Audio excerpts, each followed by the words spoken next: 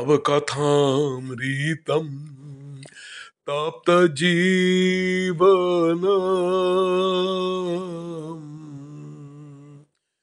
कबीभिरीरितम्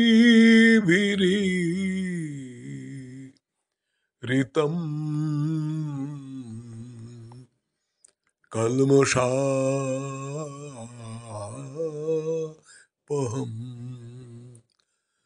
श्रवणमङ्गलम् श्रीमदाततम्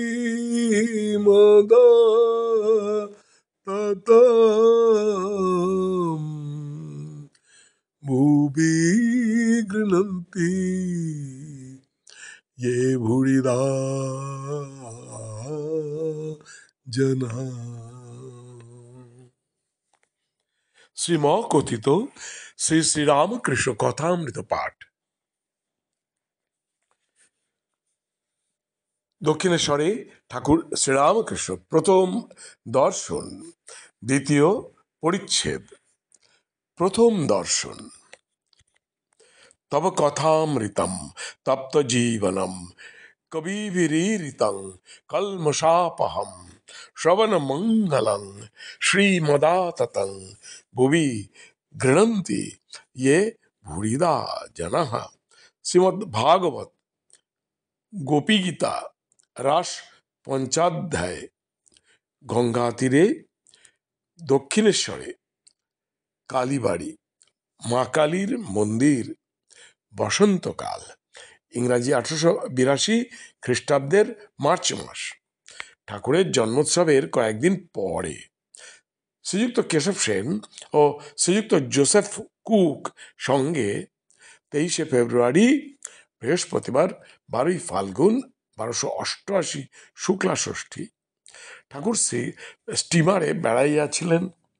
তারই কয়েকদিন পরে সন্ধ্যা হয় হয় ঠাকুর শ্রীরামকৃষ্ণের ঘরে মাস্টার আসিয়া উপস্থিত। এই প্রথম দর্শন, যদিও একটি পাদটীকা আছে, এই প্রথম দর্শনের তারিখ সম্বন্ধে মতভেদ আছে। দেখিলেন একঘর লোক নিস্তব্ধ হইয়া তাহার কথামৃত পান করিতেছেন। ঠাকুর তক্তপোষে বসিয়া পূর্বাশ্ব হইয়া সহাস্য বদনে হরিকথা কহিতেছেন।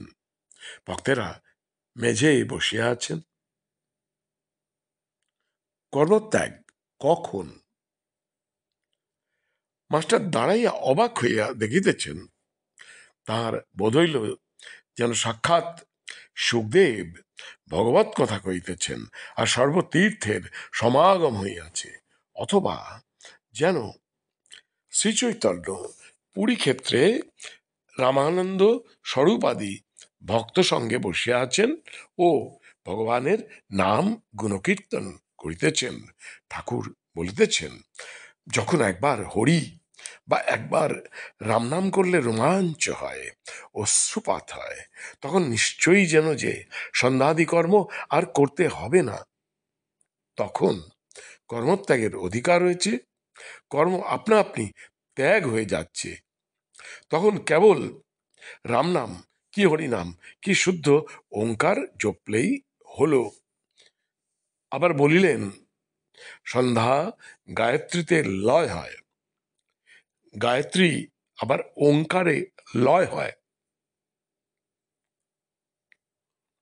মাস্টার সিধুর সঙ্গে বরানগরে এ বাগানে ও বাগানে বেড়াইতে বেড়াইতে এখানে আসিয়া পড়িয়াছেন।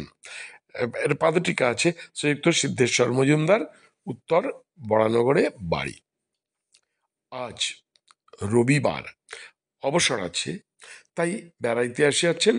শ্রীযুক্ত প্রসন্ন বাণিজ্যের বাগানে কিয়ৎক্ষণ পূর্বে বেড়াইতেছিলেন।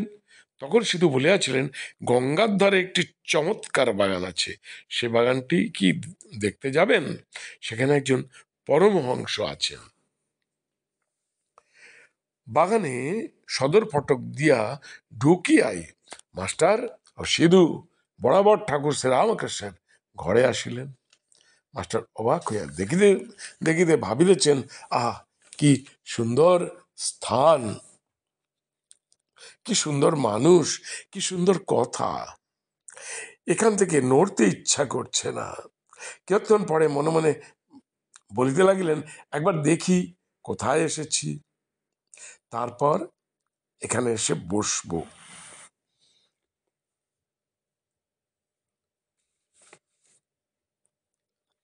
সিধুর সঙ্গে ঘরের বাইরে আসিতে না আসিতে আরতির মধুর শব্দ হইতে লাগিল।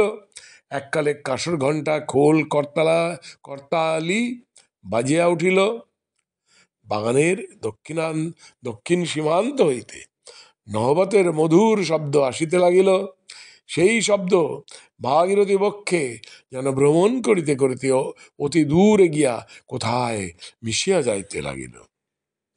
মন্দ মন্দ কুসুম গন্ধবাহী বসন্তানীল সবে জ্যোৎস্না উঠিতেছে। ঠাকুরদের আরতির যেন চতুর্দিকে আয়োজন হইতেছে। মাস্টার দ্বাদশ শিব মন্দিরে, শ্রী শ্রী রাধাকান্তের মন্দিরে ও শ্রী শ্রী ভবতারিণীর মন্দিরে আরতি দর্শন করিয়া পরম প্রীতিলাভ করিলেন। সিধু বলিলেন, এটি রাসমণির দেবালয়, এখানে নিত্য সেবা, অনেক অতিথি কাঙাল আসে। কথা কইতে কইতে ভবতারিণীর মন্দির হইতে বৃহৎ পাকা উঠানের মধ্য দিয়া পাদচারণ করিতে করিতে দুইজনে আবার ঠাকুর শ্রীরামকৃষ্ণের ঘরের সম্মুখে আসিয়া পড়িলেন। এবার দেখিলেন ঘরের দ্বার দেওয়া, এইমাত্র ধুনা দেওয়া হইয়াছে। মাস্টার ইংরাজি পড়িয়াছেন। ঘরে হঠাৎ প্রবেশ করিতে পারিলেন না। দ্বারদেশে বৃন্দে অর্থাৎ জি দাঁড়াইয়াছিল। জিজ্ঞাসা করিলেন, হ্যাঁ গা, সাধুটি কি এখন এর ভিতর আছেন?